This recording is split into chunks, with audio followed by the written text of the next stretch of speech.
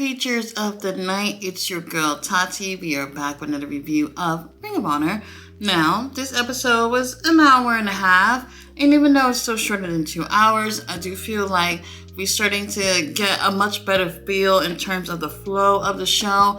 Didn't feel like you were getting too much for this episode. So for that, quality over quantity did play out for this episode. Now, our first match of the night was Griff Garrison versus Serpentico. I'm just like, okay, our homeboy Griff is getting some singles competition time, and also part of the opener. I gotta see this. Now, surprise, surprise, I'm looking at this and I'm just like, Griff has improved. We haven't seen him in singles competition in a really, really long time. Right before he got into the group with Maria and Cole Carter, I believe was the last time we've seen him in singles competition. And I'm seeing a difference with him in the ring. And plus now he's playing more of a heel character in his match. And I'm just like, okay, our homie has grown all up. And I actually really did enjoy what I've seen. And you know what? Pro wrestling isn't all about being perfect, but it is satisfying to see someone who is, doing pretty mid, starting to grow into their own. And I'm finally starting to see a little bit of a payoff to Griff Garrison being in this group with Cole Carter. Maria, I don't know how helpful she really is, but I do see that. In terms of how I saw him perform tonight, it was really, really great. And he had a pretty great matchup with Serpentico. Serpentico, obviously, usually jobbing. However, he's another great talent as well. When they give these guys time to do their thing in the ring, you see just how great they are when they aren't put in squash matches. But we have Griff Garrison taking the win here. And it was a little bit surprising to hear the crowd boo him taking the win. And I'm just like, wow.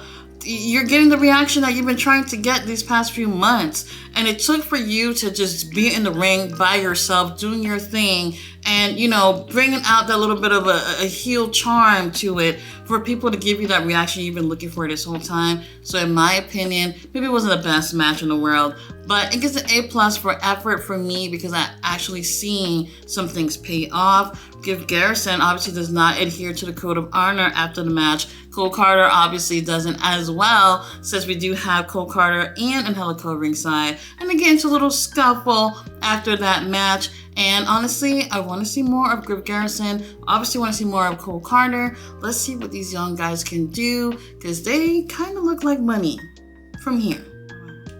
Up next, we have JP Harlow versus Lance Archer. Now, we've been seeing Lance in a few matches with the Righteous. I do think that they do complement with each other as a trios. However, we're seeing Lance in singles competition. Now, I've said this over and over again. I do prefer what I see with Lance Archer outside of AEW. I just feel like they get it right everywhere else but AEW. AEW, as usual, put Lance in situations where it's nothing but squash match every single time he's doing singles competition. And I believe that in order for him to get the best out of someone like Lance Archer, this is not the case to go with him. So for whatever reason, they do type of things like this with big guys like Lance, like Wardlow, Powerhouse Hobbs, these type of guys where it's just like, they're big dudes. They can do way more than being in the ring for 2 minutes. Let's give them some time with some really great opponents to really show what it is that they can do. And unfortunately, this was one of those situations that was also a squash match. Now, I do believe that this is the first time that JP Harlow was on Ring of Honor, and he's a really small dude. He starts off the match with just giving Lance a couple of baby slaps onto the face, and Lance is just like, bitch, keep doing it because you're about to get murdered in like 2 seconds. And that's exactly what ends up happening. Now, if you blinked during this match, you might have missed JP actually getting a couple of hits in on Lance Archer, but Lance Archer obviously shut that shit down really quick. This thing was over in like 3 minutes tops, and for me, I just could not enjoy that. Now, this was actually the only squash match on the show, so, if you just kind of forget you just saw that, you'll enjoy the rest of it. But moving forward, I really do think that whether if it's on AEW or just Ring of Honor TV, they really have to stop with these squash matches, especially with big dudes like this. There's no way you can actually take advantage of what these guys bring in just 2 to 3 minutes. Absolutely don't like it.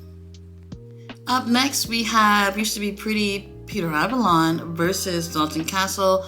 Now, Dalton Castle comes out, and once again, he's looking shitty, and he goes straight into his jacket, and he's pulling something, and he pulls it out, and it's like some sandwich that must have been there for God knows how long, and he's eating that on the way to the ring, and he also feeds it to the boys as well, and I'm just like, oh, I don't know if I would have ate that, but he gets into the ring and he has zero energy. This must have been one of the longest entrants that Dalton Castle has ever had, because he had no energy. He's just taking his time to the ring. He's taking his time with the whole presentation of it all that he normally does. And with that, you're just wondering, like, what's going on with Dalton? Like, why is he letting this, defeat of him not being able to get a TV title pretty much ruin where his career should be going at this point?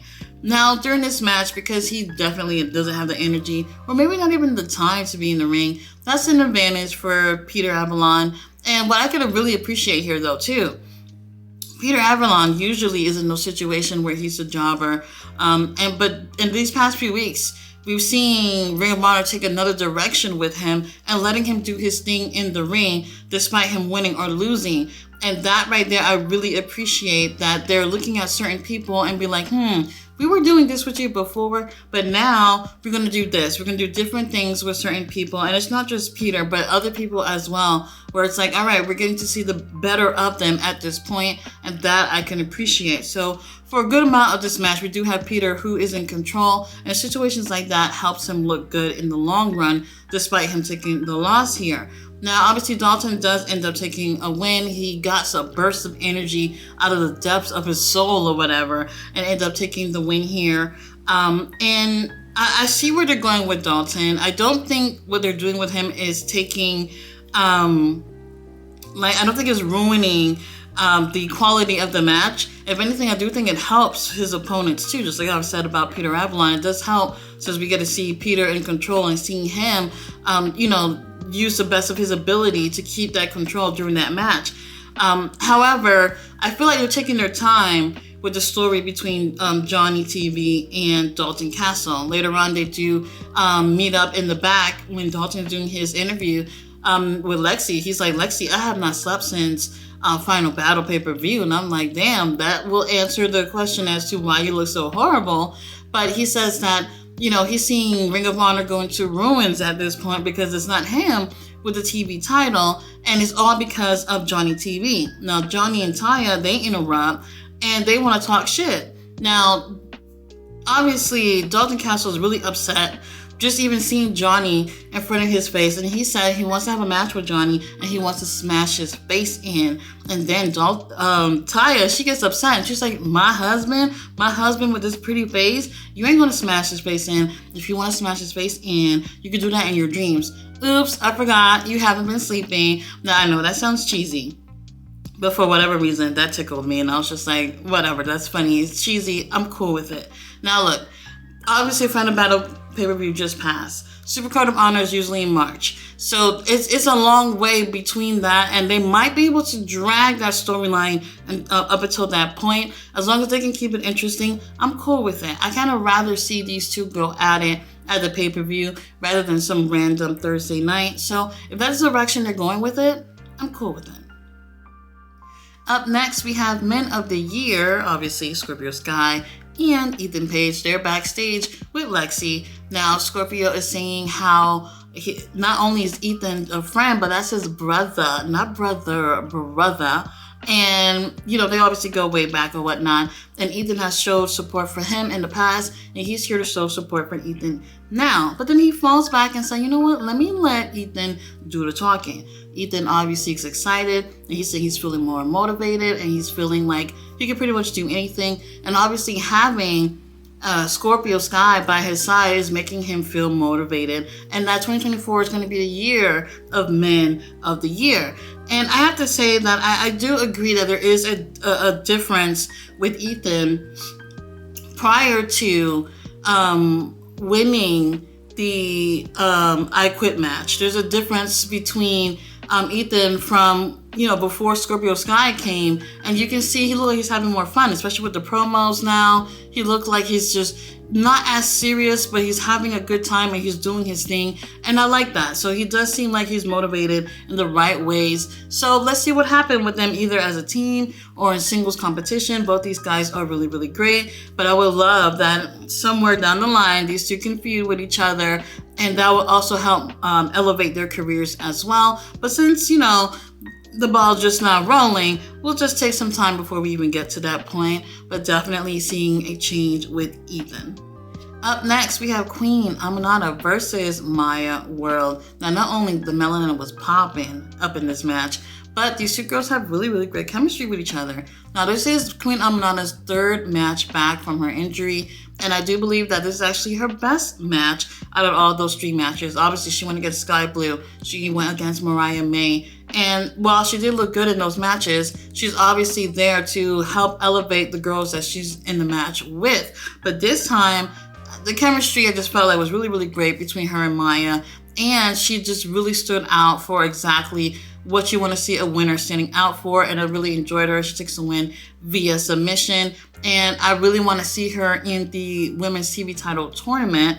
And once again, I'm going to say this, it's a damn shame that this tournament is not going to be Continental Classic style tournament. We're going to just get a regular eliminator tournament. But Tony Khan, it's your show. You got the money and everything.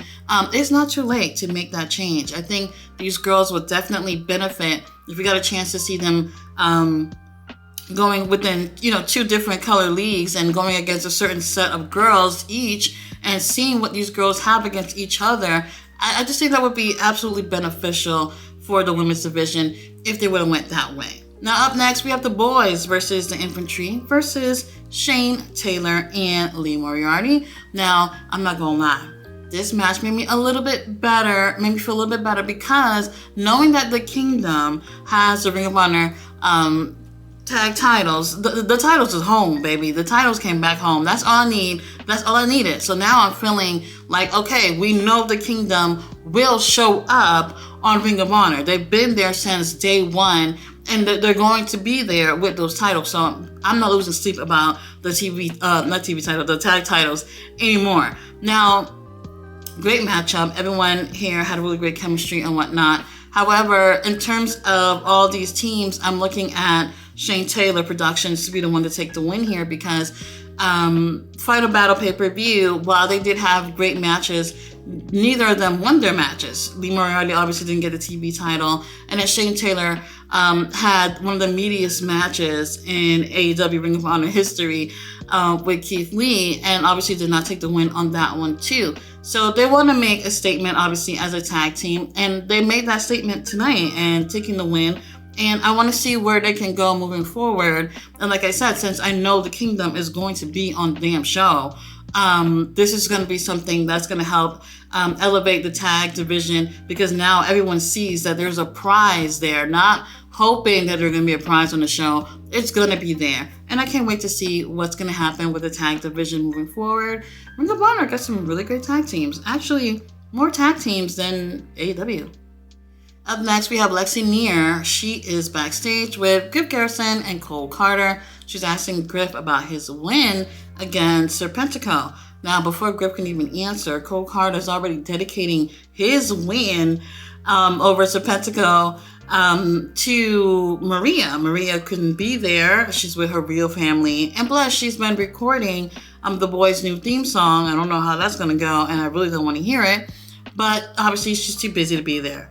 Now, that's interesting to me because I do kind of wonder, like, what's going to happen with Maria in terms of the Kingdom having the tag titles right now. If she's going to end up ditching the young kids so that she could be with the big dogs with the tag titles. So, I don't know. We'll see. Now, after this, we actually do have Serpentico and Angelico. They come out and attack Griff and Cole. But when I say attack, I mean like elementary school attack. It was just like something you see on the playground and it does absolutely nothing. And I'm guessing they're going to end up having a tag match. I don't know. And honestly, I don't care. Up next, we had Alex Garcia versus Red Velvet. Red Velvet came out and absolutely made a statement, taking the win. Thank God it was not a squash match. And we got a chance to see pretty good things from Alex as well, too. However, Red Velvet, she is hungry to get into this the tournament for the TV title. And I want to see her in it, you know. And once again, it's a shame. It's just going to be an eliminator style tournament.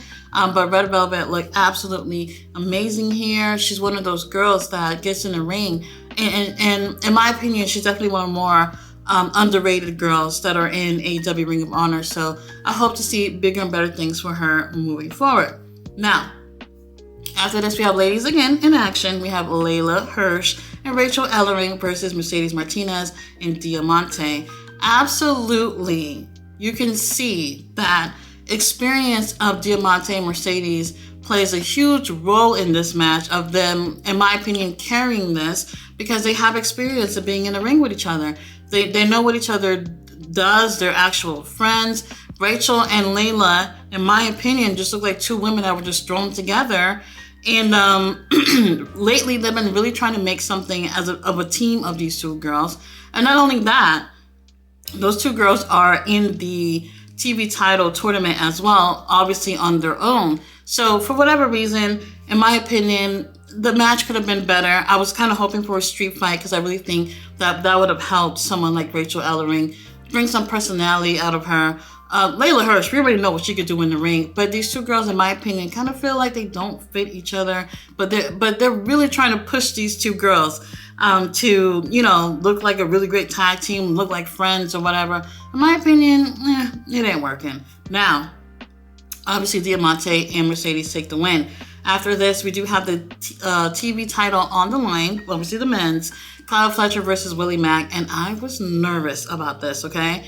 I was nervous because these two guys had a match not even 2 months ago, and I did not like it at all. And I knew they were going to have to do much better this time, and they absolutely did. So these two guys have a really great match, and Kyle Fletcher, he's like, I got a big dude in front of me. I need to get his ass down. So what do you do when you got a big man in the ring? Obviously get out his legs. And once he felt like Willie Mack was not strong enough to really be on his 2 feet, he goes for a brain buster. And I'm like, well, damn, I think this is over quickly. However, Willie Mack kicks out. Now, match continues, and then here comes Willie Mack hitting a running buckle bomb onto Kyle Fletcher. And I was just like, holy shit. If I felt like there was a chance that you can win, it would be with that move. However, obviously, that does not end up happening. Match continues. And here comes both these guys on the top rope. And Kyle Fletcher hits a Michinoku driver onto Willie Mack. And I was just like, holy shit, that's it. It's perfect. It was done perfectly. Let's go. However, Willie Mack kicks out. And I don't know. At that time, I kind of felt conflicted because I was like, wow, this is like the perfect finisher. But for Willie Mack to kick out of this, it does look good for him too. And then a few seconds later, Kyle Fletcher takes a win with a pile driver. And I'm just like, wait, this is what we're doing? Like a pile driver of all things? I didn't like that. However, Kyle retains the title. And I'm just like, okay, I get it. It looks like the pile driver is going to be something that we're going to see him using often as a finisher. But after seeing a Michinoku driver from the top rope, you're just like, well, you could have really did something better as a finisher. But great match this time around with these two guys. It was absolutely really, really great. In my opinion, I would probably say that this was match of the night for me. I really enjoyed both of these guys. Awesome. Now, as great as that match was, our main event was actually the Workhorsemen and Gringo Loco versus Commander El Hijo de Vikingo and Lee Johnson. And I'm just like, all right, yeah, sure. Anyway, this was a really great trios match, and I really enjoyed these combinations of guys. Workhorsemen, they need some titles. Like, for real. Every time I see them in the ring, they are improving, and I really enjoy their heel work as well. I do, in my opinion, have enjoyed them better in singles competition. Anthony Henry, this dude needs singles title. Like, TV title, I wouldn't say world title at this point, because we've seen him more into situations where he's doing trios and tag matches. But absolutely amazing talent. And there's just obviously not enough titles to go around in the company. That's why I feel like they wasted so much time with the Ring of Honor tag titles being on MJF and Adam Cole. Great match. And you know how it is, AEW, Ring of Honor, if they want a great opener or a great main event, something to have you feeling hyped up for the show or just feeling satisfied watching the show, they'll give you some luchadors and some high-flying dudes in the ring and make sure everyone is feeling great. And that's exactly what ended up happening. Commander takes the win for his team. I really did enjoy it. I just don't want to feel like we're seeing the same combinations of guys just doing the same thing all the time and taking the win all the time. I just want to see them switch things up with these guys a little bit. But either way, I was really satisfied. The flow of the show was really, really great. And I enjoyed it. I understand it's a little shorter than 2 hours. But, you know, quality of these matches were absolutely much better than what we would see if we had a longer show. And I absolutely enjoyed this episode of Ring of Honor. So if you missed it, go ahead and check it out. It was pretty great. Guys, thanks so much for watching my review. I'll be back tomorrow with Rampage.